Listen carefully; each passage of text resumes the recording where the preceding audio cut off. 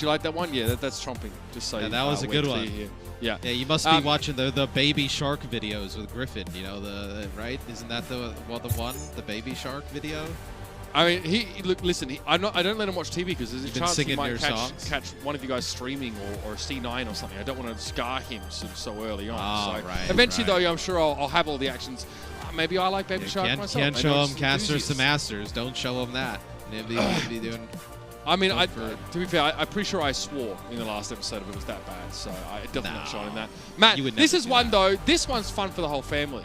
You know why? First of all, I'm not actually allowed to swear because I might lose my job. Secondly, I think we have incredible matchups at every position here, right? There was like, when the desk sort of explained maybe some of the matchups, so like, there's a hint of like weak Tracer, weak this, weak that. And I think that there's a lot of expectations that have to be met by the front line, with the DPS rather, of the Los Angeles Gladiators. Birdring has looked pretty darn good, but has a streaky past. And, Mirror, I think, looked like he struggled at times in the Gladiators, sort of, like you put it, scraping into these knockouts here. So we need to see them be dominant. Obviously, Kevster in the mix there gives them an extra element. I think the Gladiators have to make it happen now. We need to see something new from them. They don't need to be dominant. They just need to start beating some of these teams and getting into these important matches and playing at the highs you expect this roster to play at. We can see their starting lineup. It'll be only things you really look at with the Gladiators is like what kind of DPS combo is it, and the support whether it's Moth or skewed. Yeah, so this tells you they want to run some Lucio here in map number 1 with Moth in. But this is a team where a lot of people before the season thought they would win the whole league. Like, that's how good this team was, that they could win the entire league. And it's been up and down for them this season. I think probably some of the expectations, definitely kind of sit heavy on this roster. But this is it's not like, obviously the Atlanta Reign are a very good team. We can take a look at their roster in a sec. But it's not like they're going up against the Dallas Fuel, right? Where Dallas has been pretty dominant. You're against a very tough opponent. Atlanta, this was like the gatekeeper team until like really recently, right? Where they've been playing lights out. I think the tank line of Gator and Hawk has really kind of come into their own. And then as we talked about in the pre-show, the pre-match lead-up, I know Iris has been great too. So this is definitely a winnable match for the Gladiators. And you can see his individuals here, up against other people of their roles. This Atlanta Reign team is right up there. Pelican, I think, really, really got eyes on him with his Echo play in the previous tournament cycle and has been able to pepper that in here and there. And of course, the rest of this team, I mean, we gave Iris player of the match last time we saw these guys. Gators looked fantastic, especially in double shield comps. To quote Gator, I mean, not verbatim, but it was said by him in the Reign that they like to play more aggressive comps actually, and they sort of, they joked around saying, someone had to ruin it for the rest of us by playing, double shield. Now we have to do it too. But this is the team that played McCree and Torp in a double shield setup. Sorry, you can say what you like, but when I see the Atlanta Reign play defensive comps, they look good. They look like that's where they want to be. And it's likely, Matt, that we get them trying to be the shield against the spear. It's it's an unfortunate example because obviously that is literally a shield that Lions. Do you catch Edison's camera? You can only see his eyes. It's got like the Nick Merckx camera going on. Yeah, it's like yeah. I love this Nick. I mean, to be fair, some people just a little less statuesque than others, man. You know what I mean? No, he was just sitting far away. Now I was sitting normally, and he's good. He was just slumped down. But now he's ready. So you can see why? They're amped up for this match. You see Edison, it looks like he just found out he was playing like 8 minutes ago. It's like... I like that, though. Like, all right, you don't have to be so high-strung before the match, right? A little bit of low energy, build into it. The last thing you want is a teammate that's clearly jittery coming into an important game. So, yeah. Not only for yourself, just to remind yourself. Somebody who's talking at 1,000,000 miles an hour, trying to think what else, a teammate like that would do. Okay, we are not going here, all right? We put this to bed. What? We've moved past this, all right? I can't believe. Chat, Matt's trying to bring up subtly the talent takedown when I play with him. No, I wasn't trying to. I was just trying to. Honestly, I was just trying to think of stuff, but I really stopped at talking really fast. That was it. Okay, well, you can see why I might have made the connection there. But Atlanta Reign. I was definitely not. That wasn't talking about you either. Cool as cucumbers. Now, you can never know with Matt because he gives you that same deadpan. But here we go, both teams with the Sim TP goes forward. My strength and my weakness. Yeah, the double-edged sword. Mira, he gets lasered down though. Pelican just works through him pretty quickly. He was outside of the bounds of that immortality field, Matt. Not where you want to be against this Atlanta Reign team. I feel like we've seen teams, play the Doomfist with this, and I feel like it's rarely been more effective than the May. Like, sure. Maybe Control Center of the Doom kind of comes into play and plays well and is more effective, but the Doom just way more risky, right? If you're not able to, get the kill onto like the Symmetra or knock the Batista, it doesn't have that long fight staying power that the May does, which with the Symmetra, the longer the fight goes on, the better. In the words of D-Pay, if you want to win this next fight. That's what the Gladiators are trying to make happen right now, but it doesn't start well. Iris does have to use a pretty early immortality field there, and it looks like the Air Matrix just blew them up. Look at this. Matt, if I see an immortality field getting taken down after a team's lost a team fight, I mean, something's gone wrong with their setup. Yeah. Well, I mean, that's difficult, right? They're trying to TP in, or the Gladiators take the fight close, trying to get the Doom in position. But it's a Symmetra wall plus an Amp Matrix. The Amp Matrix laid down right next to the teleporter, so as soon as they came through it, Fire Strike from Gator, some damage coming down, and they can't return fire because of the Symmetra wall. 51% and counting here. You've got to play inside that immortality field no matter what. The Reign are a little bit split up right now, but so is Birdwing actually. He TP'd forward, the rest of his team couldn't follow him. And Edison gets another one. This has not been close so far. The Reign just really seem to be ready for the Gladiators to come to them. I mean, what do you make of that, Matt? It looks like Birdwing TP'd and was the TP destroyed? His teammates were not there. It looked like he may have been a little bit ahead of them because he went through and died to the Symmetra turrets. And yeah, this one has not been close. And now you have a Blizzard in play here. This will be a self-destruct over the top from space. Hawk almost gets knocked off the side. He'll make it back, though. Yeah, the Doomfist play there looked like it could have been dangerous for the Reign to deal with, but here's going to be a sound barrier from both sides. The Shatter from Muse. It's a little wayward. He'll catch Gator, but eventually he himself gets brought down. Shu versus Pelican. Pelican respects the Batiste player enough not to take that challenge, but the Reign don't need to take any undue risks. Mira face plants into a Fire Strike, leaving him more than a little crispy. There's a blowout there in the first point. I think there's no other way around it. At no point there did the Gladiators really kind of, gain some type of control, really force Atlanta into a tough situation, really make them sweat. That was all the Atlanta Reign there to kick things off. As that is a good sign to see if you're an Atlanta fan out there. But Gladiators got to see more here. They got to regroup here on this next point. So here's Gator in the midway through the round. Pretty scary stuff. And that was unamped, by the way. So not often you see double Fire Strikes without the assistance of the Air Matrix, Matthew. So they're going to play from the point here. Double shield with a brig. Oh, yeah, because they have to play double shield, Matt. Well, someone had to come along and force them. Well, let's see how they decide to play this.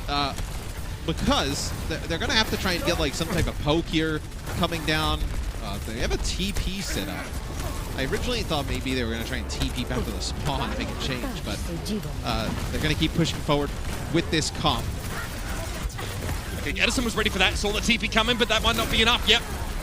The foresight isn't enough to keep Edison alive, and Mira finishes the job. Edison looks less than pleased about that. Atlanta, did they try and bait the TP? It's unclear, but because they don't have the Lucio, Matt, they had to spend much of that early stage on the outside looking in. So the TP can come down, and you can like halt accretion, halt bash, as they come through. Try and line up some of those abilities, and then with the the May and the sim damage, try and take those players out. They just weren't able to set things up. This is where the Doomfist should actually get way more impact against a composition like this. TP thrown up again. Muse moves forward. Quickly gets himself away from that Air Matrix, but Gator's still getting value from it right now. Master's hit with a Shatter. Here comes the wall up from Edison, and it's going to enable him to catch Muse. Mira eventually gets rid of Gator, but at what cost? It's Iris for 2. Okay. And you're going to get a D-Mech here, so you may be able to take off the back of this double from Iris. So it's a double from Iris. You have players coming back here for the Gladiators, specifically Muse. You have Muse, Moth, and Shu. You did have Shu. He's gone now. Oh no, Pelican! Okay, caught Moth, that's huge. Now it's going to be Muse on his own. Mirror's going to drop into the front door with the Meteor Strike, but he gets taken down. Hulk is pretty brutal against Doomfist, had nowhere to go, and that Ice Wall will keep Muse out for now, and now he'll be staggered. Yeah, and the Blizzard is worth, because Moth has the sound barrier at that time, so if Moth would have lived there, you didn't necessarily use the Blizzard to try and take him out. Sound barrier, you keep the Rhine alive, you have Doom coming back in. It's fightable at that point for the Gladiators, and with the percentage that it's at, you can't risk that if you're the Atlanta Reign. So far, the Gladiators have looked much worse when they do not have control of the point, as evidenced by that first round lockout. Here they go, though, straight ahead. Supercharger going to be in place. Super's trying to get rid of it, but Gator's body blocking it for the most part. Eventually, Space gets what he came for, but they've lost Shu. So now, in a long fight, there's no chance of winning. Yet Supercharger goes down, and they decide to initiate with the beat. But then the Gravitic Flux just comes in with Rally, so you have enough sustain with the Rally to stay alive. But then also Hawk takes away tons of damage. I believe connects 3 players with the Gravitic Flux. No Sim anymore here. They'll play with a May in the mix, so a little bit of a change up here for the Gladiators. Shu down early again. Not ideal to lose your Batiste like this, Matt. Gator's seen better days, but he's able to duck to the safe side of that Symmetra barrier, and he's still alive. That's ridiculous. The Blizzard from Pelican definitely goes a long way for the Reign. Yeah, and you're going to be around in one-fight territory here for the Atlanta Reign. Probably a Supercharger during this next fight. Muse has to land a big shatter here. No TP, though, to get him in position. He's going to take a ton of poke damage on the way in. Have the Reign TP back to the point so they can work on the shield. Look at that Reinhardt shield.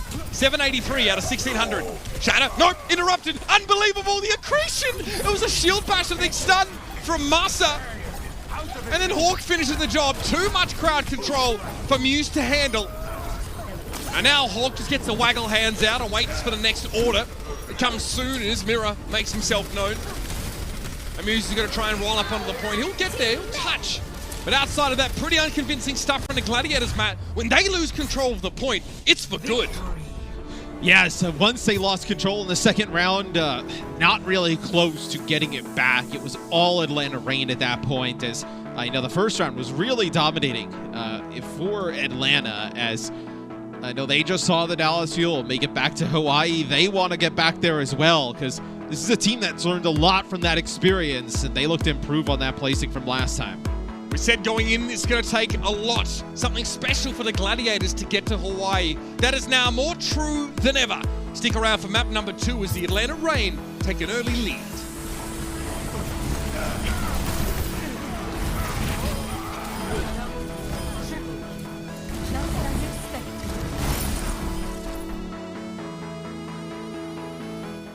The Overwatch League is brought to you by T-Mobile, America's largest and fastest 5G network. Set your sights on the competition with T-Mobile.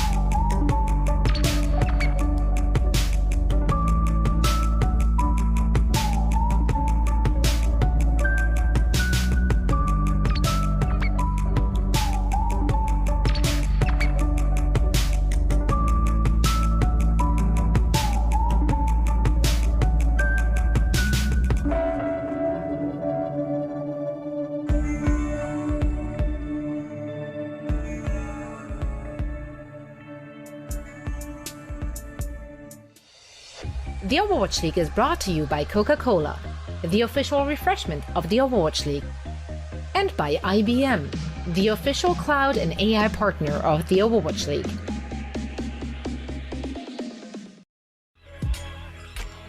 Well, the Western region loves a bit of Baptiste play, and not many love him more than Shu and Iris, who appear in our top 4 of our Baptiste power rankings, with IBM Watson coming into this week.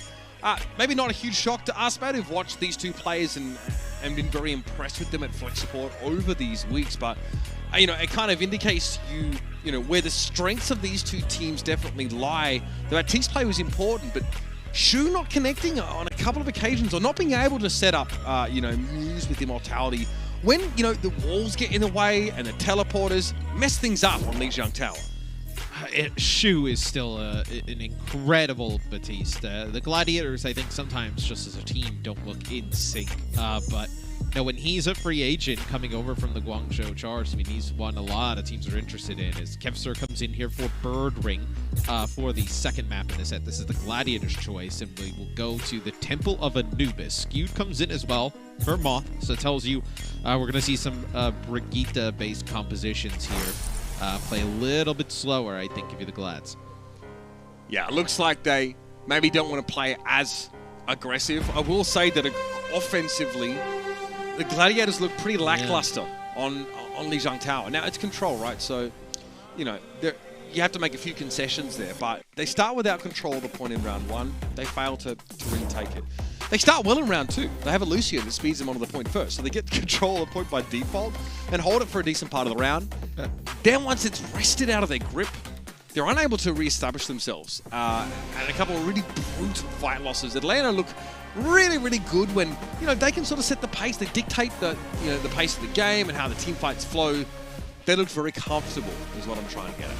I wonder how things change with seeing Skewed come in the game if you're Atlanta, and it may just kind of affect more of your defensive setup than anything. You know, what do you play on offense trying to come in without any type of speed here on Anubis? Generally, Lucio has always been pretty strong here to kind of get through that choke. Playing something with a Brig Ana, I know with dive tanks could be pretty difficult to get through. So it'll be the Rain on offense first. Ash Echo here for the Gladiators with the Ana Brig combo. So you'll have Kevster kind of playing on the roofs from range. Mirror up in the sky, trying to help Muse in space with the dive. Atlanta, obviously Edison hovering the Widowmaker, but we're at the point now where defending teams don't really scout with, you know, squishier heroes. Normally just the Diva. Mirror pops up there, he hits the skybox. That's why he stops so abruptly, but he can see over. And we're in. Is they've given up the health pack. Atlanta's so decisive. They are going straight away. They're going to lose Iris and 2-player Biotic Grenade there as Hawk and Gator both get hit with it coming through the teleporter. Now, Edison is really foiled there by that Winston bubble. Just cannot get onto any of those targets, and the fight ends awfully quick. So decisive, yes, but effective in that execution, not so much. Yeah, they went fast. They also died fast as well. As they sped all the way through the front to the side by the Mega Health Pack and up onto the bridge. What do they do this time? Is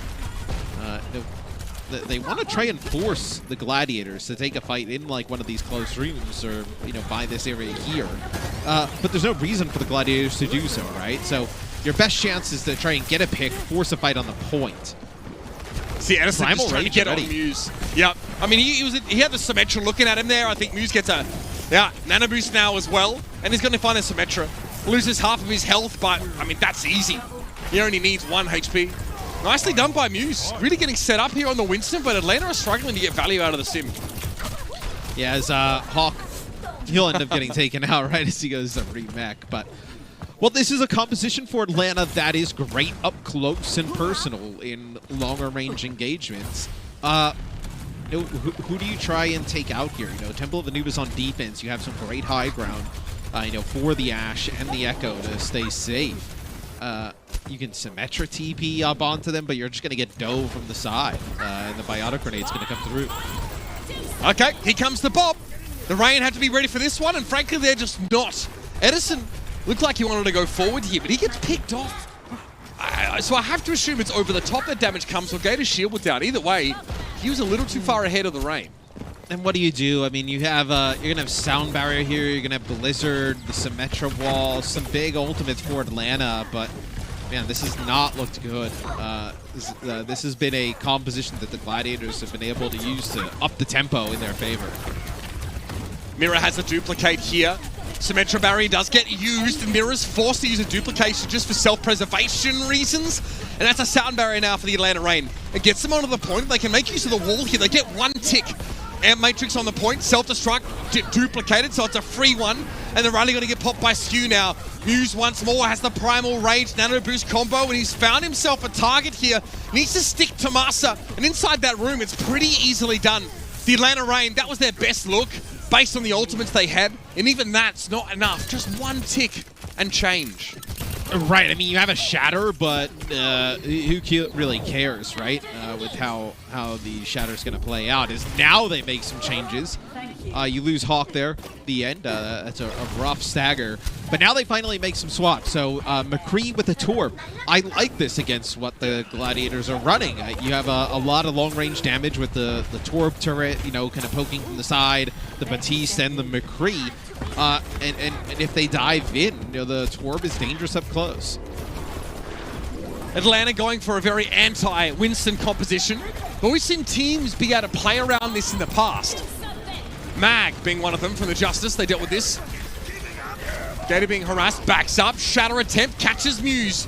And Bob is charged off here, so that's really protecting the rest of the Rain. And they get rid of it there with the self-destruct. Gator's still looking pretty healthy, and now they're going to transition to the point. It's the dying moments here of the attacking round on the Temple of Anubis. Masa is removed by Skewed here. And Edison is accosted by, Kepster and a Diva. Space knows he's done good work there. Desuited, but without the McCree and the pitcher and the Torp turret removed, the Atlanta Rain are running out of tools to work with. They keep the Winston alive, and now it could be over, Matt. Atlanta come to a screeching halt here as the Gladiators played his Winston comp to perfection. They were way too late to make swaps. They had a lot of faith in being able to use, like, whether it be the Symmetra or the Blizzard to win a fight. But at that point, there were so many ultimates online for the Gladiators. They had such a great read on what Atlanta was trying to do. They were not able to make any progress. I think if you switched to that Torb McCree a little bit earlier, you probably would have been able to take the point with the way the Atlanta Rain were playing. So Atlanta holds on just a little bit too long, stays on this composition. The Gladiators played great on defense, so taking advantage with that dive at every opportunity. They still got to get 60%, though. And we do know that the Atlanta Rain like being on the defending side, but can they construct such a dominant defensive setup here? They are going to play a composition that, you know, kind of signals their intent, right? The Reaper guy plus Torbjorn. Very anti-dive, yeah. Yeah. No hit scan. You're really kind of making the echo the problem with Pelican, Hawk, and Iris. And you're trying to just bait them in, and just the upfront damage after a bash with the Reaper and Torbjorn enough to take out that player. It's a long shot, this setup from the Rain, because they really lack the mobility to match Los Angeles' attempts, I'm sure, at maneuvering around the point, coming from some different angles. So there needs to be a good deal of foresight from Atlanta to see any of this stuff coming. Kevster will just do his due diligence at the start of the round. And the Gladiators do have big win conditions, especially now. The Nano with the Primal, the Nano plus the Blade available, Nano Echo. I mean, there's 3 really good Nano targets. As we'll see Hangzhou switch here for Mirror, so going to try and go over the top, take out these turrets at range. Well, nope, back to Echo, okay. Moving up. Yes, the call came through that there was no McCree, potentially. That might have been why I wanted to play the Hunter, just in case something could threaten Echo otherwise. I mean, it achieves the same thing, right? Mirror could play from the same angles, so up around this right-hand side. So the Atlanta Rain always have someone flanking them, and that's a huge knockoff by Space. Nano He's already. Push Gator down. Yeah. Gator's kept alive. Nano on towards Muse. Space Might have a chance to resuit here, but this is over. This is absolutely over. Edison's able to find Muse there. Space falls to the turret, but he was already desuited and his job was done. He knocks Gator from the high ground position, makes it impossible for Atlanta to hold up there. And this is just good big brain Overwatch. Great stuff from the Gladiators here in map number 2. What an incredibly odd first 2 maps. Atlanta dominates the first one on Control. The Gladiators come in on their map pick of Temple of Anubis and absolutely wipe the floor with Atlanta. Not close at all, as they look good bringing in Skewed and Kevster into the game. Absolutely. Skewed gets play of the game on Brigitte. You can't see that, but I'm just relaying that to you fans out there. And now it begs the question, how map dependent are these two teams' chances of success? Because Temple of Anubis did not look good for the Atlanta Reign. I'd say the Gladiators knew that coming in, but now Atlanta have a map pick here. A chance to bring things back under their control. And I'm very curious to see how they try and select a map that works best with their composition. We know they look great on Hanamura in the past. They didn't have a chance to play that here in that assault map slot. So going in towards our payload-based maps, do we get like a King's Road? Does that come up here on hybrid and then escort further on? Atlanta looking to make the most of their map pick on the other side of this break, ladies and gentlemen. It's one apiece in this series, and the Gladiators won't go down swinging, that's for sure.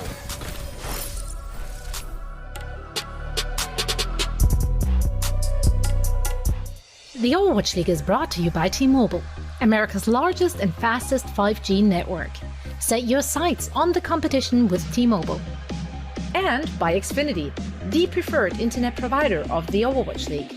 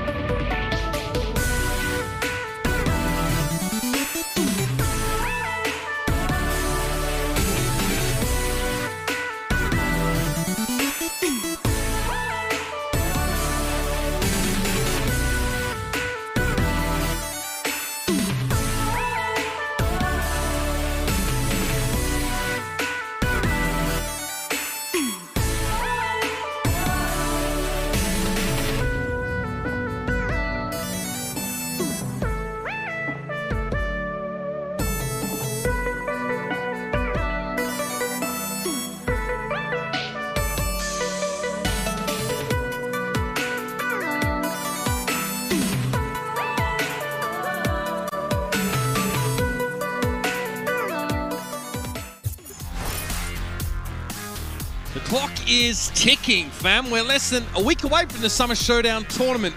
Will you pick the winner correctly? I mean, I wonder, because now you're starting to see the bracket shape up. I wonder who your picks are. Head to pickuptheoverwatchleague.com to submit your picks for a chance to win $500 and a Lucio statue. And now we know we've broken the precedent, and there wasn't a Lucio skin released for this tournament, so now you can't use that to glean information. But you should definitely try and use these matches to glean information on who you think's going to come out on top next week in Hawaii. Matt, we thought it would be Atlanta pretty comfortably in this series after map 1, but we're proven wrong in a big way. The Temple of Anubis run looked pretty difficult for Atlanta. Yes, the map choice for the Gladiators really pays off. They have a really good strategy that they use there, and now it'll be the Atlanta Reigns pick yet again. So Anubis, the Gladiators pick Atlanta doesn't get a point. The first map, the Gladiators don't get a point. Let's see what happens here as we go to King's Row. That'll be up next. No substitutions for either team. So really for the Atlanta Reigns, you're just looking at if Kai comes in. But for the Gladiators, who move some players around, nothing changes here going to this next map. They'll play the same exact lineup. So we should have a decent idea of at least what the Atlanta Reigns are looking to play. The Gladiators might mix it up a little bit here. We've generally seen teams revert to that Reinhardt-based mirror. And the Gladiators definitely come off second best on Lijiang Tower. Maybe they switch it up, but I think... I'm not even as crazy as the teams sort of try and work Winston on defense here. They also don't have their Lucio player in, right? Because Skewed stays in here, so Moth would usually be the one who plays the Lucio, unless we do see one of the supports end up picking it up. Atlanta on defense, at least right now. Obviously, they can still go back to the spot and make some changes, but the Torb with the Symmetra. So Torb turret you can put in the corner by the hotel. If they want to play the dive, the Torb is good. Off angle for an Echo with the turret, also pretty effective. High ground control here as well for the Torb. So the Gladiators potentially coming out with that Wrecking Ball composition. Okay. I mean, you could play the Brig with the ball, just like how we saw the Justice play. Remember, Fearless said, if you are really good at this composition, you're pretty much unbeatable. So let's see if the Gladiators can live up to that statement. I mean, if they were unbeatable with it, I would expect them to use it during the qualifiers. Not unreasonable, that. Redemption. Kepster on the Hangzhou. We'll just scout out that back left corner. So now we knows the back right, rather. So now we knows the Atlanta Reigns here in the left. In Atlanta, just have to try and adjust to this. So they obviously see the Wrecking Ball in play now. There's shield pressure. They're going to TP, try and go aggressive. Make something happen here. It's a quick trade. Shu goes down, so they get rid of the crucial Zenyatta component here. They have to use an immortality field. The mirror just says, okay, I'll step on the point. Yeah, no a lot of healing done here for Iris, as he'll have an Amp Matrix as they give up a tick. Matt, they can't TP back to the point right now. They lost their Symmetra at the start of the fight here, so they're ready to walk up. How does this work here? Amp Matrix in play. Pelican spotted on the left there. Muse is going to try and help out with the challenge, and he and Mira get rid of the Torbjorn. So bit by bit, Atlanta are being deconstructed to their base elements. And now with 4 players and a Tracer somewhere, as Keps has just found out, they're going to have to contest. Yeah, as Hawk jumps down, pretty much gives up his life to contest. So Edison came back on the Tracer. He's able to get one. Very close there to take out Shu. And he's going to be able to do it, as it looks like Atlanta going to be able to hold on barely. That's actually a hack onto space, and he ends up using the self-destruct. Probably thought he was okay to use that there. Try and keep that fight going. Yeah, I think even Muse tried to help him out, but you have Sombra and Tracer in play now.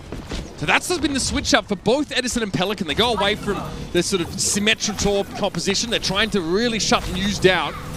Doesn't give him a lot to answer Mirror with, though. It's going to be on Iris for the most part, but that's a nice pulse bomb. It's meaty. It's going to have to be an immortality field there from Shu. And Pelican drops. There's a minefield on the point, so Gator just has to carefully back away. With a rally in play from Master is going to keep him durable. Here comes Mirror with a potential duplicate. It's another Reinhardt. This could be scary, but Shu goes down after the fact that Transcendence is used, and that's a big shatter. Iris and Master both hit, but Mirror can't follow it up on it in the Reinhardt form at least. Iris is able to get rid of the desuited space, but Mira looking deadly now with that focusing beam in the back line. It's from the side that Pelican finds him, though. Just the bare bones, the dregs here of the Atlanta Reign trying to keep this going, but Hawk has a mech back. They can hold on here. Oh, they're going to be able to hold on. And Edison lands a pulse bomb on the Shu, which forces out Transcendence at the beginning of the fight. And they pretty much got nothing for the Transcendence. Shu was so far away, they basically used it as a speed boost to try and get towards his team. So you do have to just have one person on the point, really, at all times for Atlanta. Because they're so close to taking the point. Atlanta, they can hear the sound. They know they need to step up here. Another minefield, but the EMP turns all the mines off. That's so important. Now the Reign can move back into their territory with impunity. Space playing from the periphery here, and Pelican gets harassed there by Skewed, but the damage is already done. Pelican, great timing on that EMP, Matt. And they're going to be able to, if they wanted to, stagger out space. But Kempster now over to Tracer. So off of Hangzhou, not relying on that long-range pressure. Now Muse is going to go over to the Orisa. So you want to play with the Orisa here. As you have the rally coming up, you feel like you need the shield to match the shield of Gators now. Here we go, the Atlanta Reign in their element right now. They're defending, and they have a significant lead. Amplification Matrix has to be used. Muse had no choice but to step forward. He didn't like where he first put his shield, so he had to play without it. That's 2 for Virus, and you better believe there's more to come. Gator's going to fall to the sticky bombs here, but Iris has a safe little perch. Mira duplicates a Brigitte and gets very little with it. It's only Gator to fall so far, and the EMP catches space. Pulse Bomb also connects, and Skewed goes down. Iris is sitting pretty in the back line now, pumping out damage. It's another kill at Skewed to fall. 3 for Iris in this fight, and the Pulse Bomb gets him. But the victory's already been won. The day belongs to the Atlanta Reign here on Kings Row. Stunning defensive work. Well, we are potentially staring down one of the oddest series that we've had in terms of just the back and forth displays of just dominance from each team. The Gladiators don't get a point on the first map. Atlanta doesn't get a point on map 2. And now we're at a point where potentially the Gladiators don't get a point on map 3. Like, teams just shutting the other team out. And this is a map pick by the Atlanta Reign, right? So Atlanta lose Anubis, they pick Kings Row. Their defense was phenomenal. I mean, they didn't even really have an ideal comp for a lot of the time. Playing Sombra Tracer with Reinhardt in the mix. They got the Orisa there towards the end to add like a halt combination to it. The Gladiators on defense look to be coming out with the same exact thing they ran on Anubis. I don't expect Atlanta to make the same mistake they made on Anubis and run just a sim-may kind of rush style for the entire time. I expect them to come out something like this with the Orisa and the Sigma. Not double sniper, probably something like a Tord McCree. Definitely hobbled the Torbjorn there at one point. Did the Atlanta Reign. Now for the Gladiators, the high ground here for defenders isn't quite as useful as it is on Temple of Anubis, right? The Reign moved through more of a choke than trying to go uphill. So perches for Muse are a little more scarce, and that is so risky. You are asking for it, Nero. That is very, very risky. Yeah. I don't know what to say about that. He got away with it. Say that much. Edison remains on the Hangzhou though, so spots out. Plenty of the Gladiators perched here in the back right. We'll have Pelican on the Echo as well. Muse tried to jump in the back here. Edison bypasses the shield, just wants to pressure the hell pool of Muse. But a biotic grenade here from Shu really gives the Atlanta Reign pause for thought. Immortality field. Edison was inside of it for a moment. It expires. Muse is shield dancing like an absolute pro, but eventually he goes down. And they're going to lose Space's mech as well. And this is why you come out with this Orisa-based composition with big damage from the Hangzhou and the Echo. You have a Mercy pocket here too. You're just able to survive for so long that even losing the Mercy there, it's just enough damage to take out the tanks in the front line. So the Gladiator's going to find it a hard time to get a touch. Muse will get on, but you're going to lose Kempster right away. And Muse won't last much longer either, Matthew. The Reign have such a durable composition that once they get to where they need to be, they are almost impossible to shift. 2 maps back-to-back that involved basically full holds from either of these squads. Yeah, it's such an odd, typically you see the series kind of go back and forth within like maps, right? Of, fights here and there. This is just like one map is just completely one-sided for one team, and then the next map is completely one-sided for the other. A very odd matchup thus far, but Atlanta one map away from getting back to Hawaii. The Escort map type is coming up next, so let's see if the Atlanta Reign, they look to close things out and get themselves ready to travel. Or will the Gladiators cause them some more headaches? Could frankly go either way at this point, so stick around and see how it all ends.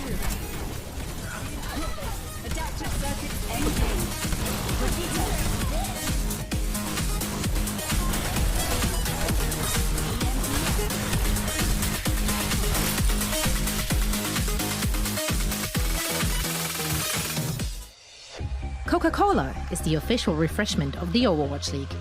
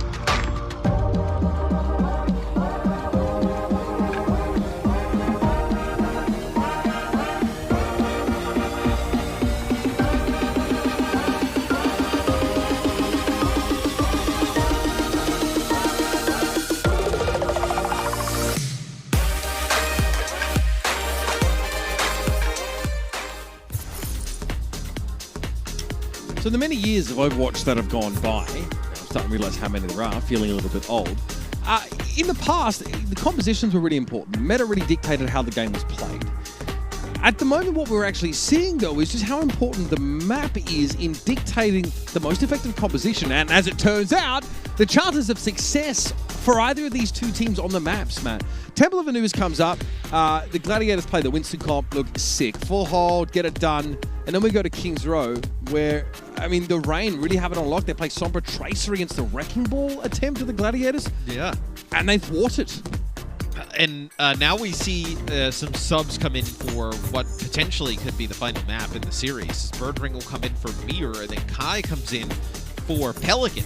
I find the one for the Atlanta Rain to be a little bit more interesting because Pelican has seemed like a little bit of a mainstay in this roster. But with the next map being Gibraltar, we do see some more long-range hit scan sniper type of play. You know, McCree and the Ashe and the Widow and the likes of those heroes, as you've seen so far.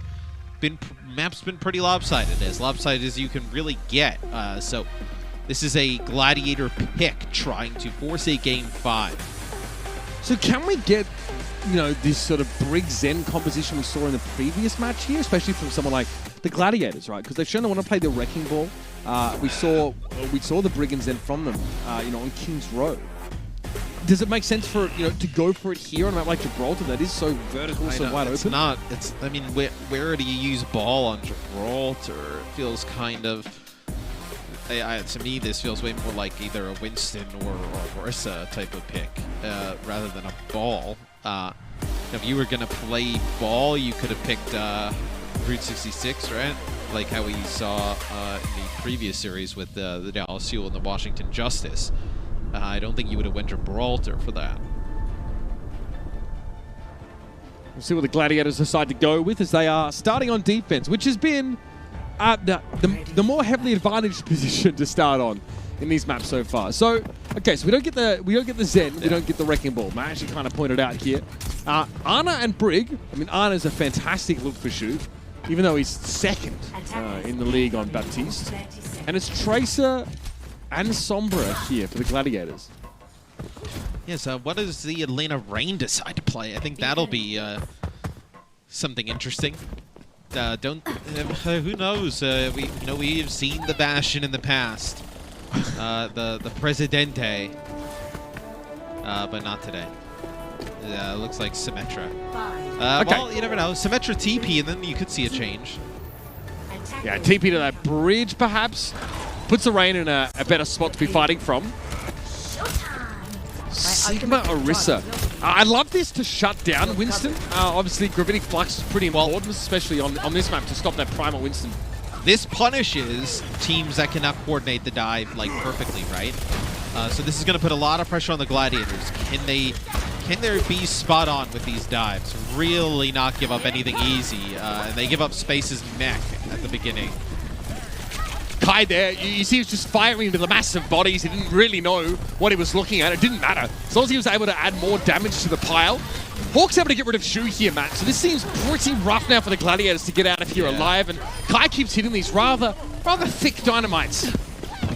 Yeah, and you'll be able to keep the cart moving.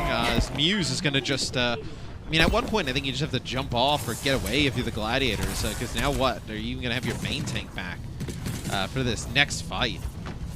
This may just be a first point take here for Atlanta. Iris is ready to roll again. Ant Matrix. Space just trying to dodge him. Hack on Iris. And I mean, do you think he really cares? It means no immortality field for a moment, but Gator clearly not worrying too much about his life. He's pretty safe where he is, and that Gravitic Flux is going to catch Space, but not before anything gets taken down. Good pulse bomb on Gator. You aren't running away from that one. 4 legs or 2. All right, so they come back and they're able to fight it at the end. They have to use a nano onto Space just to keep him alive because he's the only tank there that was able to contest. And they ended up using Rally during that, Primal. They do have an EMP for this next fight, though. And you do have some static targets that you should be able to connect with a good EMP on. So the Gladiators have to get a big EMP coming up next. Potentially like a Bob use here. Try not to get hit by the EMP as Moss so you can pop his Rally. Birdring looking to maybe start something up a little earlier. An EMP on the bridge would be devastating for the Reign. Maybe after they pile into this room. Either way, there's some serious plans being laid. Here it is! It's 5, and Gator disintegrates. It's like he was never there. That's cheeky, all right. Rude, Edison trying to get a back cap, but the Gladiators have been around for a while. Is that a trade you're willing to take if you're the Reign? I mean, the EMP doesn't come back to bite them. You lose skew for Edison, and you're going to have your tank back.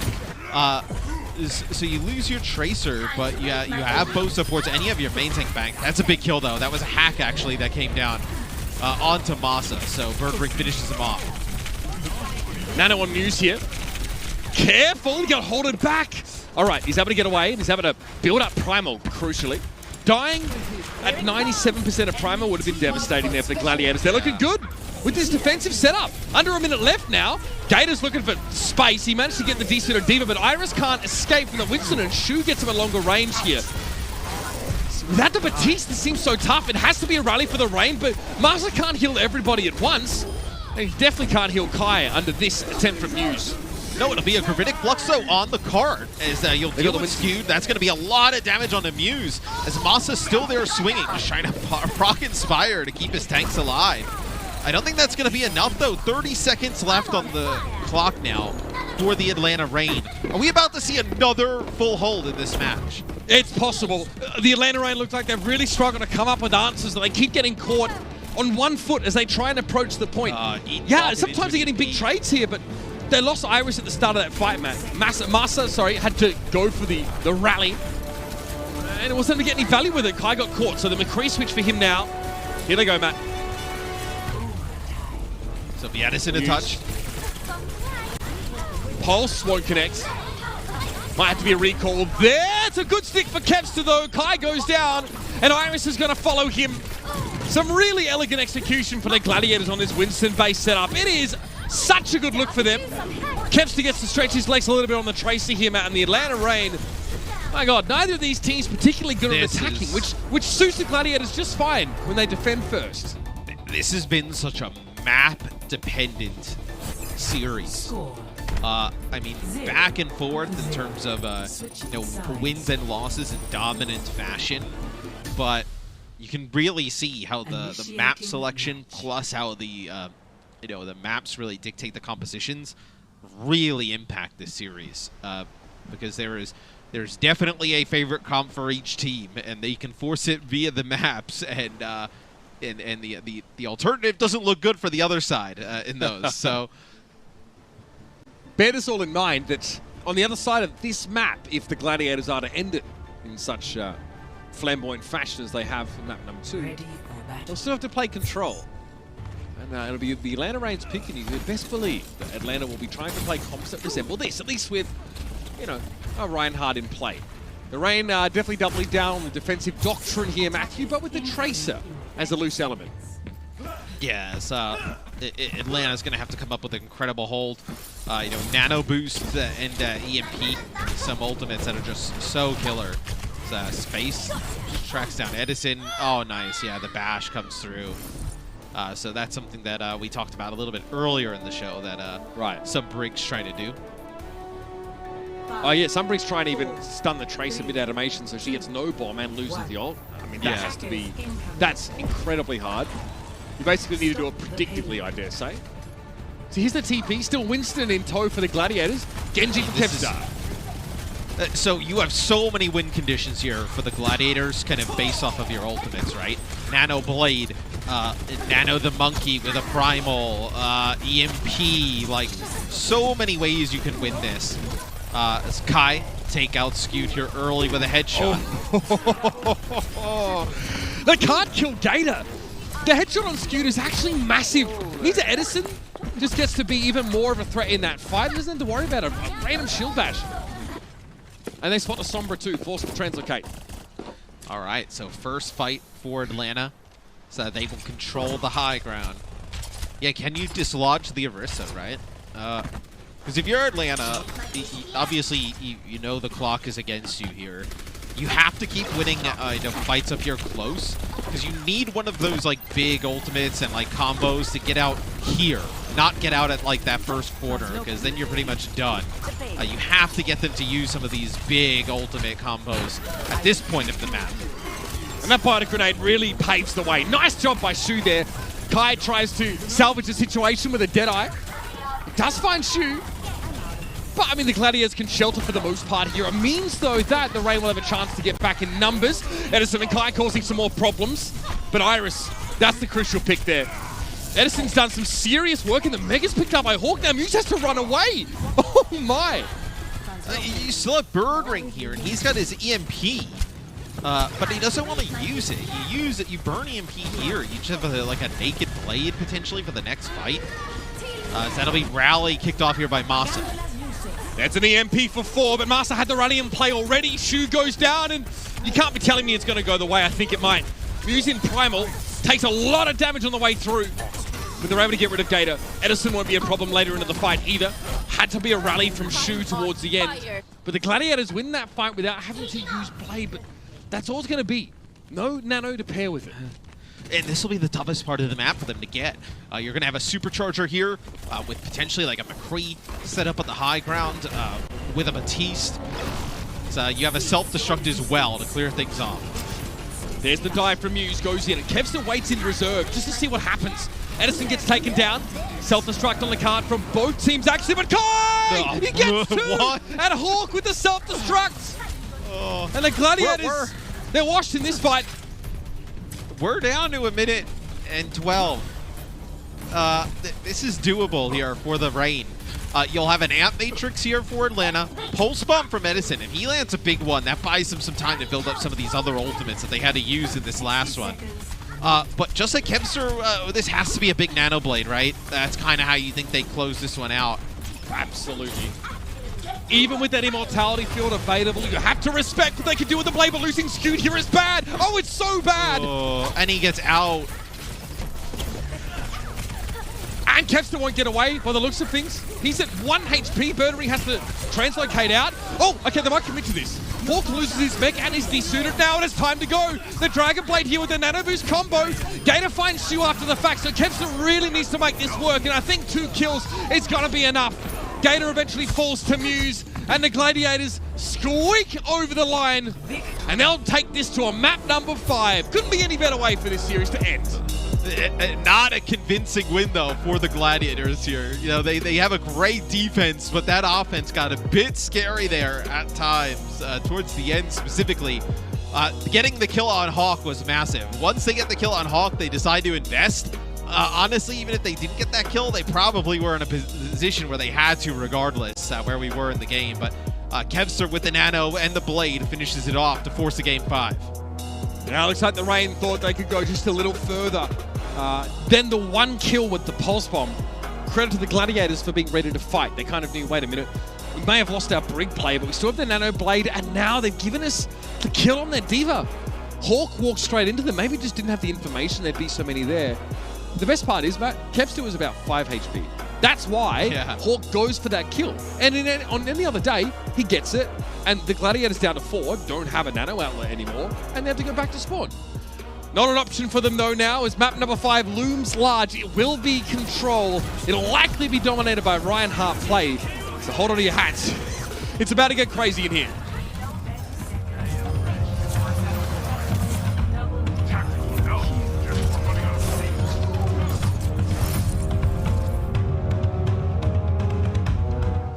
The Overwatch League is brought to you by T-Mobile, America's largest and fastest 5G network. Set your sights on the competition with T-Mobile.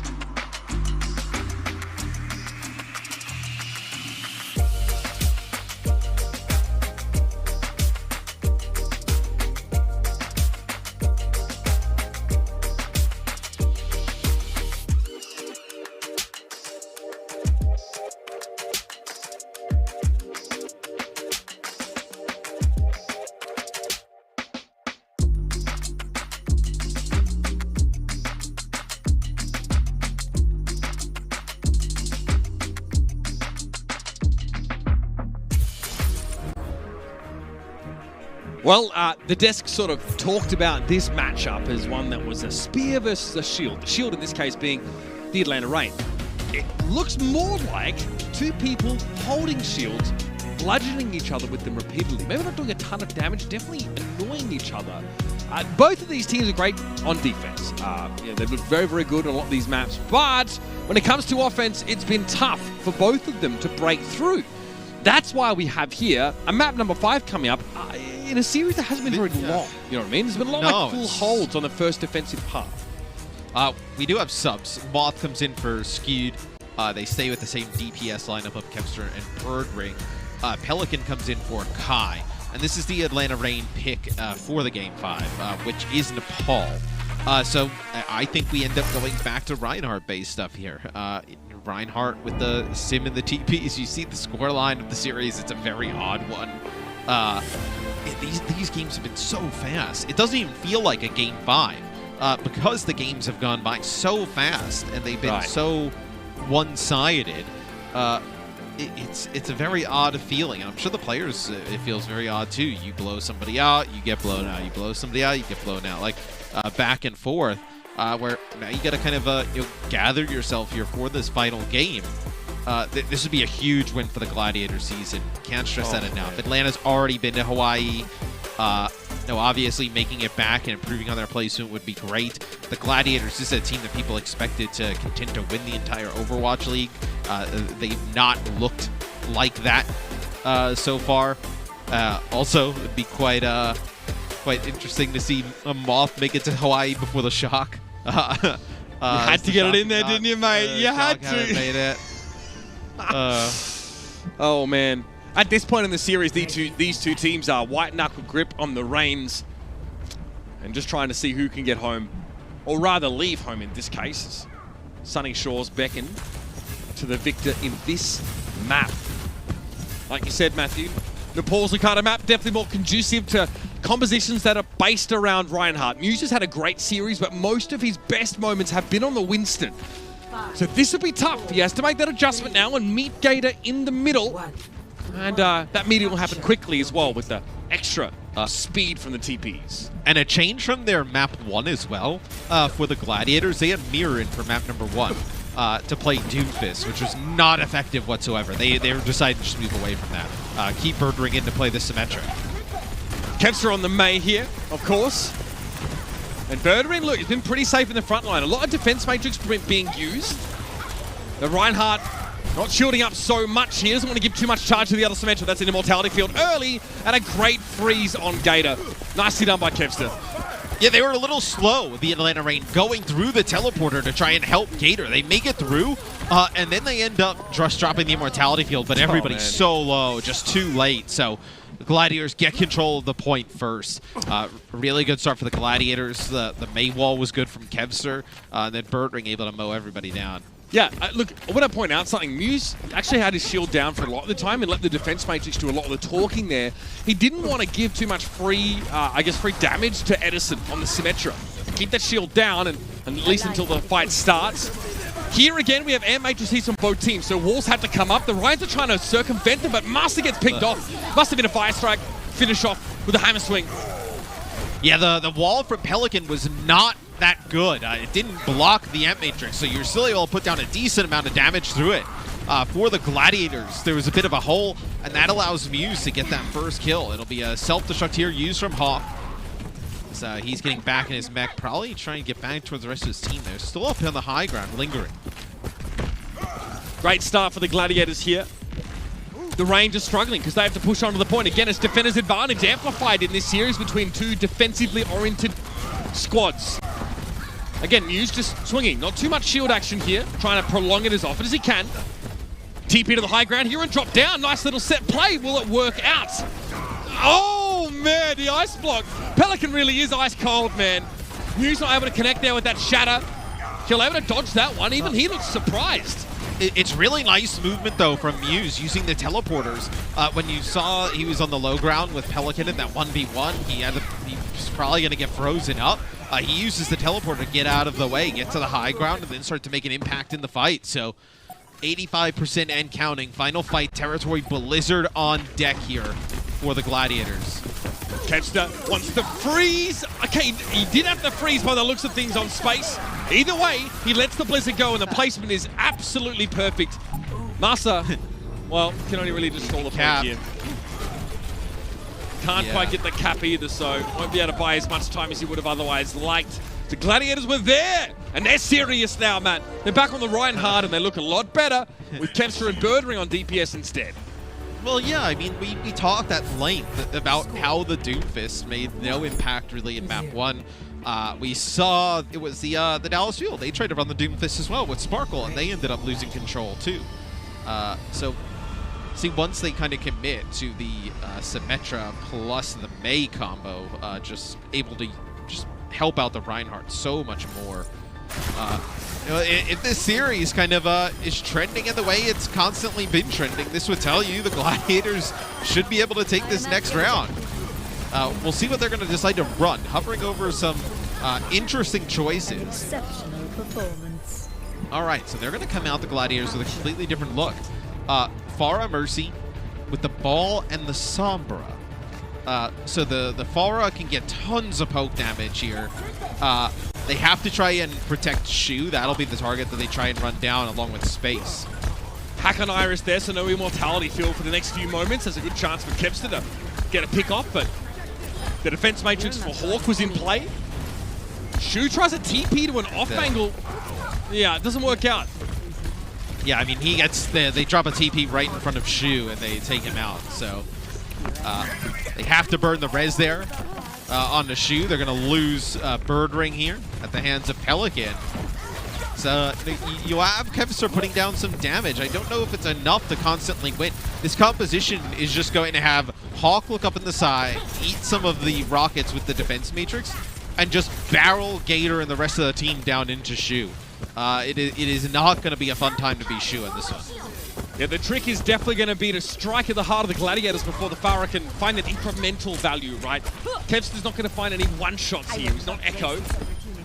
So again, it's rocket after rocket, with the exception, of course, is the barrage. But that can be defense matrix pretty easily. And Muse is not going anywhere for the time being. Pelican is just controlling the ball on the left-hand side.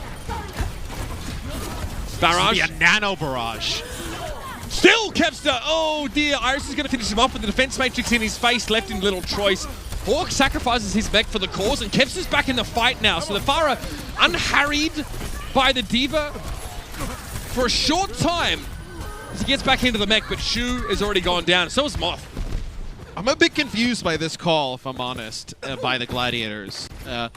Kings Row, they tried the Wrecking Ball composition, something similar against Atlanta, and it didn't work.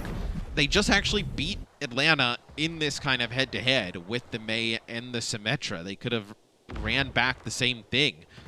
They decided to change everything up, and now we have Kevster going over to the Echo to try and make an impact.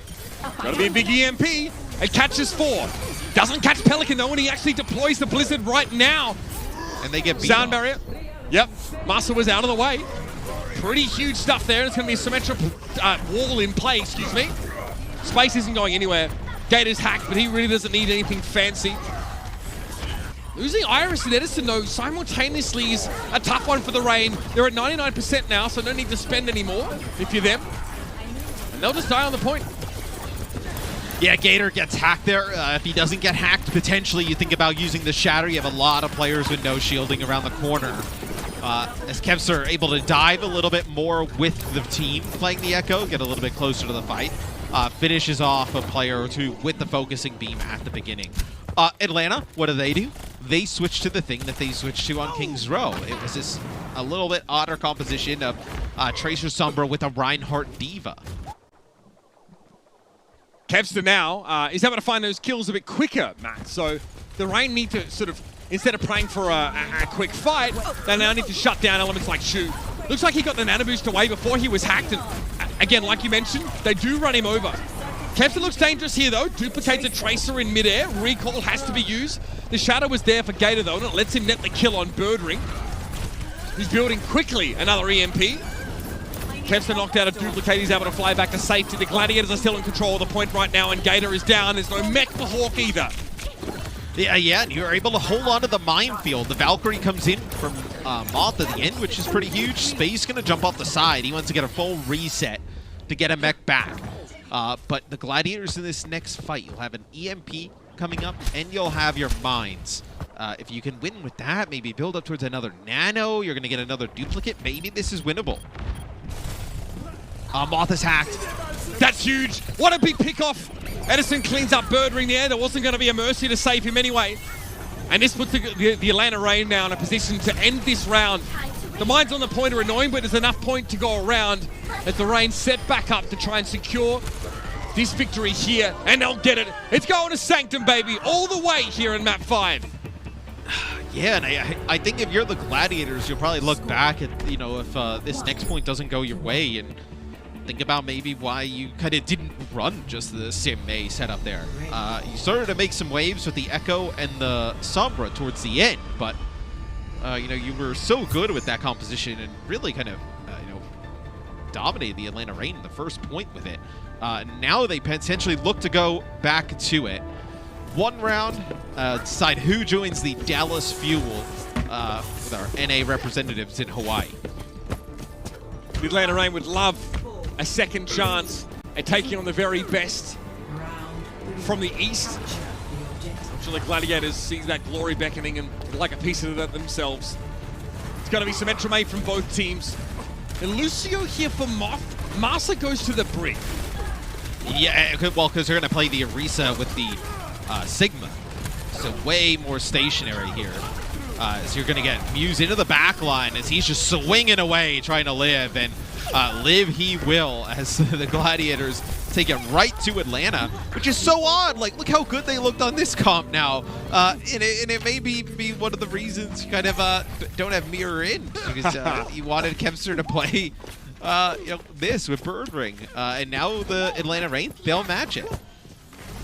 Yeah, Atlanta decide that, well, now trying to make their way out, the Orisa seems like a bit of a drudgery to them, and frankly, they like the Rhine comp.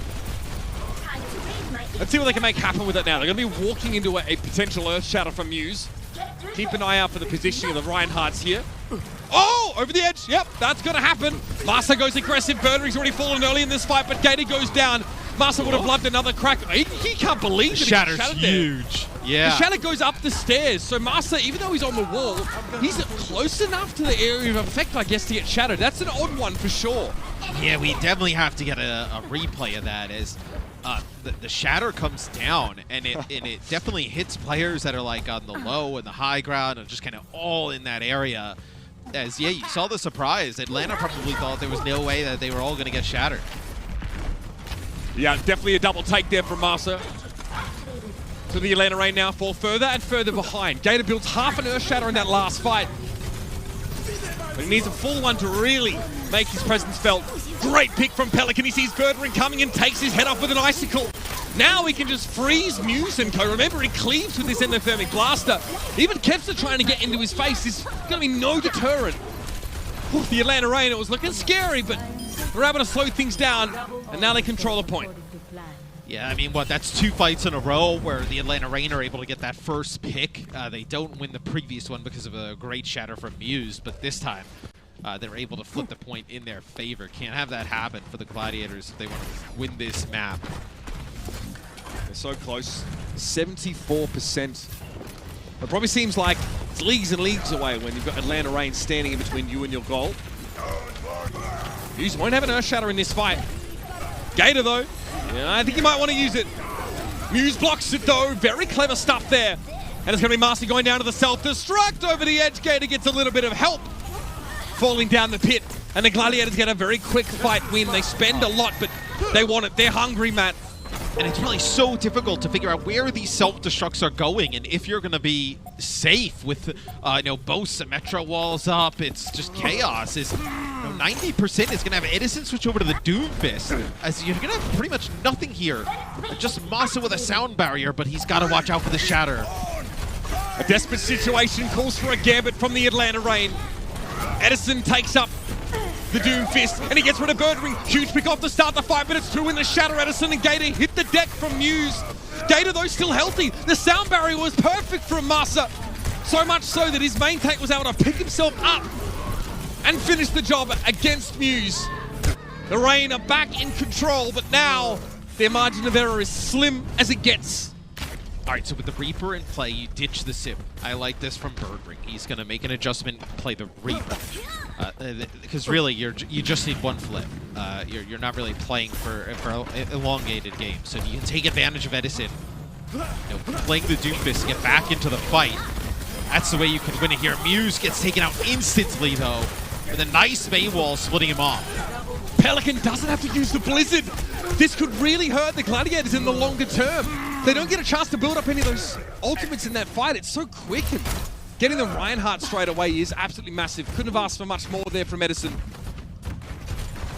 So you got to build an amp matrix here. You'll have Beat, a Blizzard. I mean, you're going to have some ultimates here for the Gladiators. It's just, do you have enough time and enough fights? As that's a huge one. No Blizzard. Edison gets rid of Moth, though. He goes down. He was so close to a sound barrier here. It's still anyone's game. Iris has fallen. Edison has to go huge, and it gets you. He gets rid of the Batiste. That could be it. The shatter comes in here from Muse, but it doesn't look like it connects, and Master gets Kepster off the map. Here we go. Hawk with a sound barrier. He pushes in, and space is too low. He's forced to self-destruct to try and get back into the mech. He can, but here's the Blizzard at long range. What timing from Pelican. He knew there was no Diva in the mech. He could throw it from any range, and it would connect. Now, it's a winter wonderland for Atlanta on the point, but they're headed to Hot Boy Summer. As it's a huge kill at the beginning from Birdring onto Pelican, because he has that Blizzard. But then what happens after that? Edison just absolutely dominates on the Doomfist to send them to Hawaii again. The Gladiators so close, just not enough at the end. I think you're going to have to go back and look at the decision to try and play that Pharah-based composition when you came out and played so well with that Symmetra at the start. It's a little bit of an all-in strategy that doesn't work out in that second checkpoint, because you see even in this last part of the game, the second when we go all the way to the end, I know they looked very good with that May and the Symmetra. That's what really kind of got the Gladiators back into it towards the end. So now they run that in the second checkpoint, who knows? But Atlanta pulls it out in the end for a back-to-back trip to Hawaii. Insane. I mean, it was 99% on the clock for the Gladiators. Yeah. They basically, Matt, had already checked their baggage, and Atlanta come back in. The Doomfist switch is something we criticized at the start of the series, right? Mira was playing Doomfist. We said, well, they've subbed him out. They're not playing Mira in this control map. They don't want to play that way. It works out for the Reign. Well, Edison doesn't go to it because it's the right call. They needed to get back to the point, and they needed to get quick kills, where you wouldn't have, the Symmetra's a little bit risky in that situation. You get picked off going to the point. You don't have the wall. You don't necessarily need the TP because you're not going to be moving around. You have to fight for point. You have to get kills quickly and disrupt. So the Doomfist is kind of a last-ditch emergency call there. And the Atlanta Reign, they will be advancing, of course, to our Summer Showdown tournament. Time to look at our player of the match presented by Xfinity. And I have to say, incredible across the series. We're giving him 2 in a row, Matt, because he bloody well deserved it. Iris is your player of the match here for the Atlanta Reign. What an unbelievable performance. We got a glimpse of his mechanics, I think, last time we saw Atlanta. That's why we gave it to him. We get to see even more of that now. That Batiste play is just something else. Yeah, he's a huge difference maker for the Atlanta Reign. I know that the DPS players show up a lot of the time and they play well, but just the immortality fields, the amp matrix is able to pick up some kills. He's such an offensive threat for this team, is really separates them from some of the rest of the pack with his play. No doubt about it, and of course keeping Gator alive against so much scrutiny is a difficult job for anybody. Obviously, a huge amount of healing. A lot all the time. If we're looking over 10k, then we're very, very impressed. Decent number of final blows there, but Iris is, it's really those immortality field deaths prevented. Those are so important. They're also very hard to prevent deaths with that ability, just because of the, the way that they're taken down, those fields themselves, the Blizzard in play, walls making it hard for Batiste. You've got to contest with Symmetra barriers and May walls as Batiste in a lot of these situations. And Symmetra barriers, you can't even just jump over with Exo boots. Yeah. You have to come forward. So there's a lot of really difficult decisions that these players have to make, these Batiste mains, in these fights. And I'm just really, really impressed with Iris. Again, I mean, Now we know the Reign and the Dallas Fuel are heading to Hawaii, both for a second time in a row. They're both hoping things go very differently, Matt. Last time it was Shanghai that came out on top here. And Atlanta had a bit of a disappointing showing in Hawaii. They're definitely hoping to rewrite history with a strong performance. Before we get there, we've got much to do. Traveling, and of course, we're going to hear from our victors. After the break, we come back, we'll hear from Iris. Coca-Cola is the official refreshment of the Overwatch League.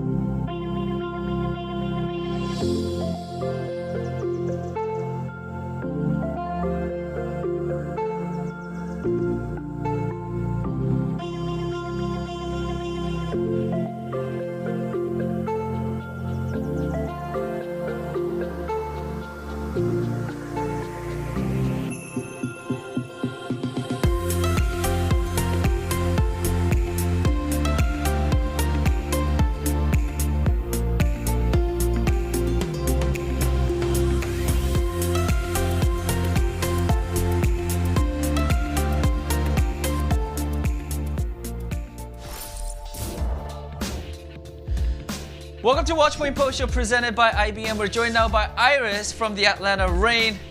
Iris, congratulations on winning the match and also getting the ticket to go to Hawaii once again. 아이리스 선수 오늘 승리 다시 한번 축하드리고 축하드리면서 또 다시 한번 더 하와이에 가시게 된 거 정말 너무나 축하드립니다. 지금 소감 한 말씀 부탁드릴게요. 진짜 실감 하나도 안 나고요. 지금 너무 긴장을 너무 많이 하고 끝나서 그런지 아직도 여운이 남아 있는 것 같아요. Alright, so I still can't believe we got the win against the Gladiators. You know, I think I was really nervous and very tense throughout the whole match. So I'm still feeling a bit of that nervousness still right now while I'm doing this interview, and I'm very tired. Don't worry, I mean, hey, this interview is gonna go really quick, and I mean, I feel like you should be very happy. Are you happy? 아이리스 선수 지금 기쁘신가요? 기쁘시긴 하죠? Yeah. Very happy. Alright, so I feel like I want to start off this interview about with this first question with I want to ask you about Edison first. So the last map, Edison switched over to Doomfist. Was this already planned, or was this something that you guys sort of just thought of at the moment? 마지막 맵에서 이제 그 에디슨 선수가 둠피로 옮겨가면서 그때부터 좀 경기가 다시 아틀란타 쪽으로 돌아오게 되고 또 승리를 거두시게 됐는데 이 둠피스트가 원래 좀 계획이 있었던 건가요? 아니면은 그때 그냥 즉흥적으로 결정을 내리신 건가요? 일단은 저희 계획은 없었고요.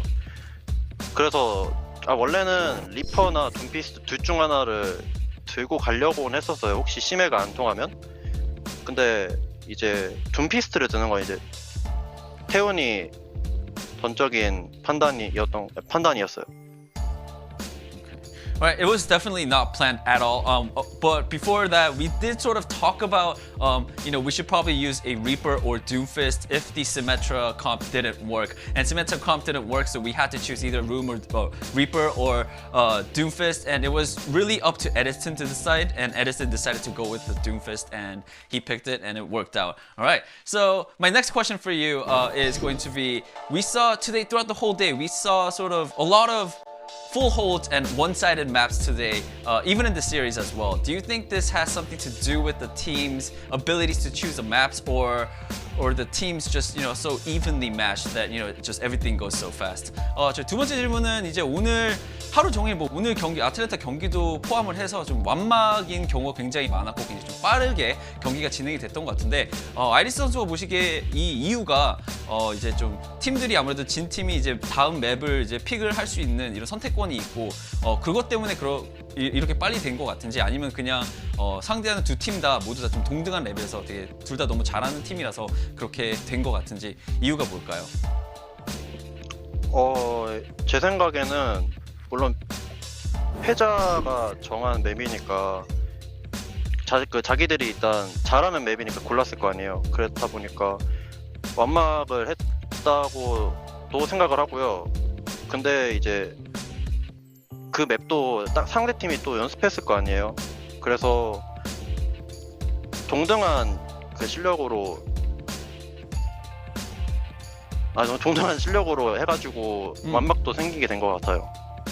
둘 다 이유다? 둘 다 이유인 것 같아요. 둘 다 지금 상황에 맞게. Okay. So my simple answer is both are really in effect. You know, of course, the losing team gets to choose a map that they want, and so they're going to pick a map that they favor, the ones that they feel confident in. So they will have that advantage on that note. But on the other hand, you know, the opposing team, they probably will have still practiced in the same map that the losers picked. So you know, they're still, both of the teams will know how to play on that map, and they're sort of on the same skill level. So short answer is both the skill level and the advantage to the map, it both sort of works out the same way. All right, my next question for you, Iris. This is sort of a long interview. Bear with me. You know, this is your second time going to Hawaii. In the June Joust, however, you know, you guys were unfortunately knocked out. How can the Atlanta Reign win the whole tournament this time around? 자, 다음 질문은 이번에 이제 또 다시 한번 하와이를 가게 되셨는데 저번 6월 토너먼트에는 아쉽게 탈락을 했지만은 이번에는 좀 어떻게 하면 아틀란타가 끝까지 가서 마지막 경기까지 우승을 할 수 있을까요? 일단 저희는 지금도 충분히 잘하고 있다 생각하고요. 이제 자잘한 실수들 그것들만 조금 수정하면서 더 보완하면은 하와이전은 제가 봤을 때 더 저번 하와이전보다 더 좋은 성적으로 거둘 수 있다고 생각해요. So I truly believe that currently the Atlanta Reign, our team is doing really well right now. We do still we still make a little bit of mistakes here and there. So I think we should be focusing on sort of correcting those mistakes. So if we just do that for our trip to Hawaii this time around, the outcome could be very different from our trip to Hawaii in the June joust. All right, one final question for you, Iris. Do you believe all the cards are on the table at this point for most of the teams? As in, like, do you know what to expect from all of your opponents, or do you think there's still aces up someone's sleeves? 자, 마지막 질문입니다. 아이스 선수가 보시기에는 이제 어느 정도 팀들이 지금 하와이로 가는 팀들이 어느 정도 이제 보여줄 건 다 보여줬다. 이제 우리는 이렇게 할 거다라는 거를 좀 이런 식으로 플레이할 거다라는 걸 좀 많이 보여줬다고 생각하시나요? 아니면은 반대로 조금 더 좀 지금 하와이로 가는 팀들이 아직까지는 우리의 뭐 좀 시크릿 웨폰, 좀 이제 우리가 이건 정말 잘하는데 이건 좀 안 보여준 카드들이 좀 있다고 생각을 하시나요? 제 생각에는 있다 해도 정말 한두 개 정도 있다고 생각하고요. 왜냐면 거의 이제 시즌이 끝나가는 상황이니까 보여줄 수 있는 거는 거의 다 보여줬다고 생각해요. 대부분 팀들이. So even if the teams do have some sort of aces up their sleeves, I don't think there's going to be a lot. There's maybe one or two for each team, maybe. But I personally believe, I'm pretty sure they've shown everything that they've got. Everything, sort of all their cards are on the table at this point, because not only is we're sort of in the later half of the season, but we're going into the end of the tournament as well. All right. Iris, thank you so much for your time and good luck. Have fun in Hawaii. 자, 아이리스 선수 이걸로 인터뷰 마치면서 하와이에서 좋은 시간 보냈으면 좋겠습니다. Thank you. All right, thank you. Let's head back to the desk. Thank you so much to the two of you. Congratulations to Iris and the entire squad of the Atlanta Reign.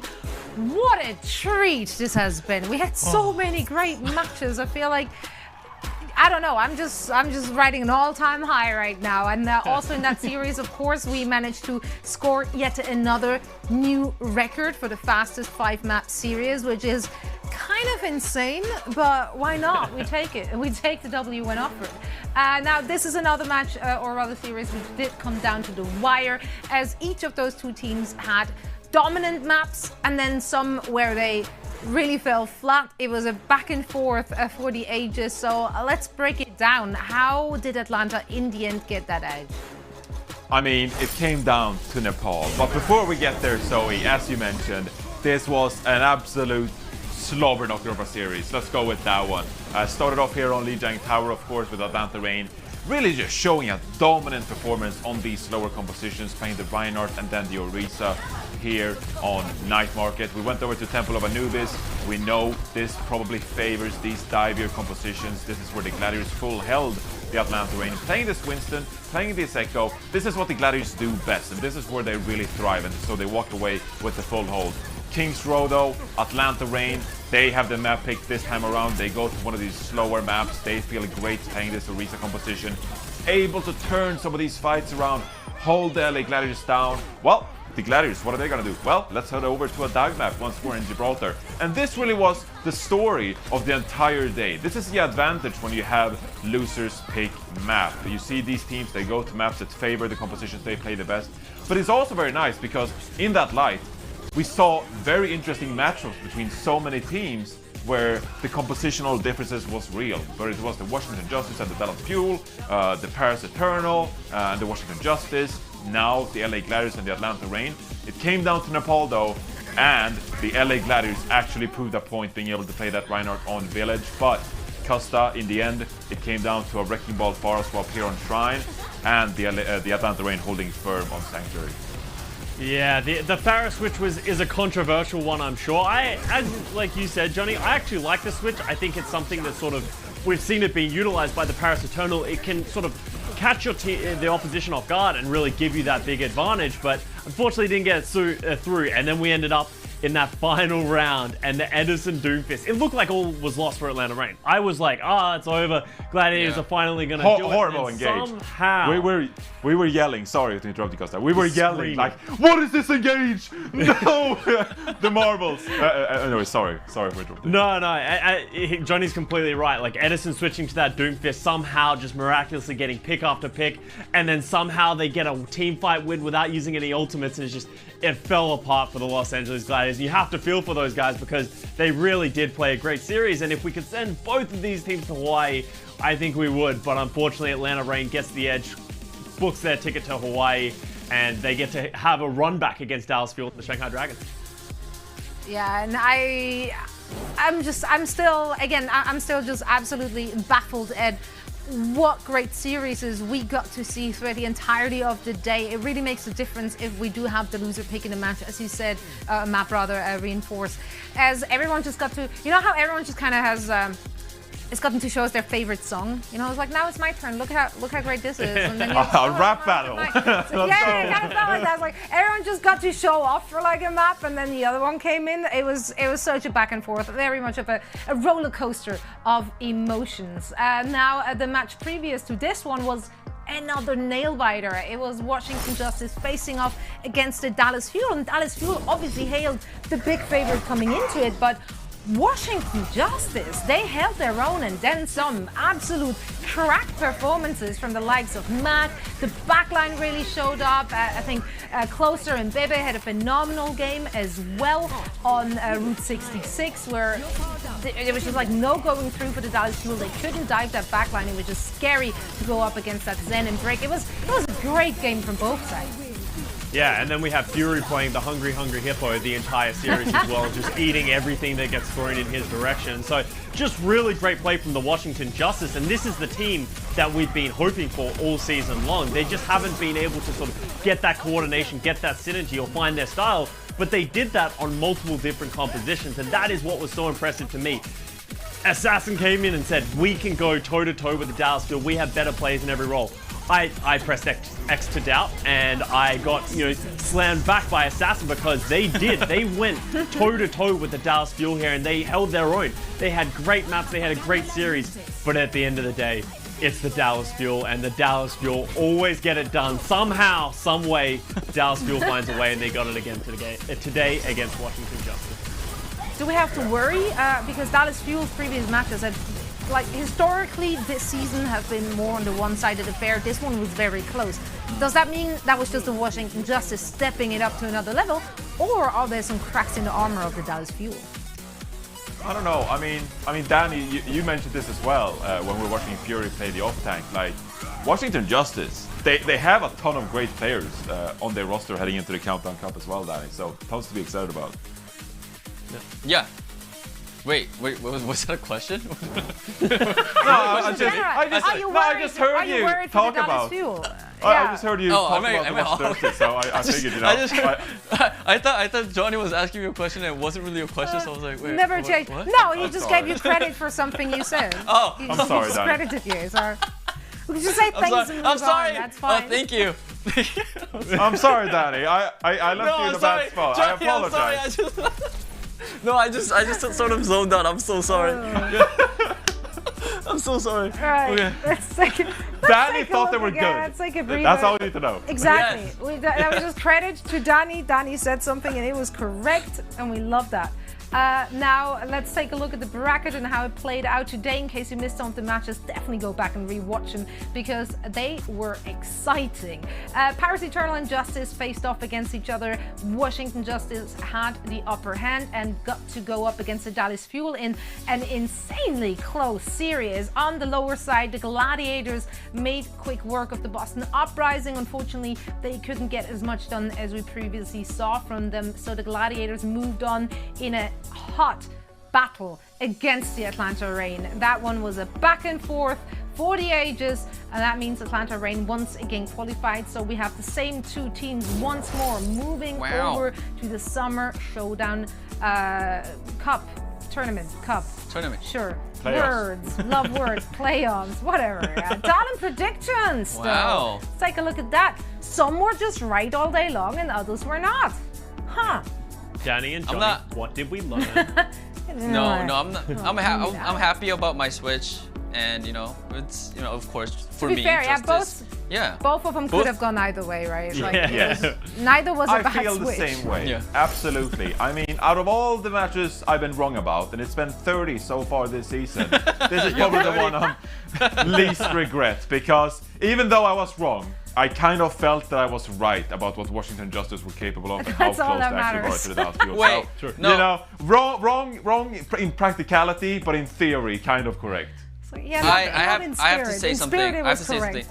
Why am I below Johnny? We're same score, and I was below Johnny on the scoreboard. That's a great question. I don't like that. Yeah. I don't have an answer for you. Johnny, what did you tell production? Some production bias? Because I used to always be above, and then now I'm below. Okay, what production. I'll buy some more twice donuts. If it's a bias. Donuts coming next week. Keep it going. Do you guys like kimchi? Korean barbecue. Korean barbecue on me. Okay. For we have a lot of people in production. Like that's not gonna be a cheap meal. All the donuts. We'll need a bakery. Look, this is how dedicated we are to predictions and standings. Like we're going all out or nothing. Now we're gonna be right back in a moment for our critically acclaimed segment. Of course, it's the one segment where we get to share those glorious moments we all get to witness each and every day. The things that tickle us the most with you, and then some more coming up right after this quick break. Coca-Cola is the official refreshment of the Overwatch League.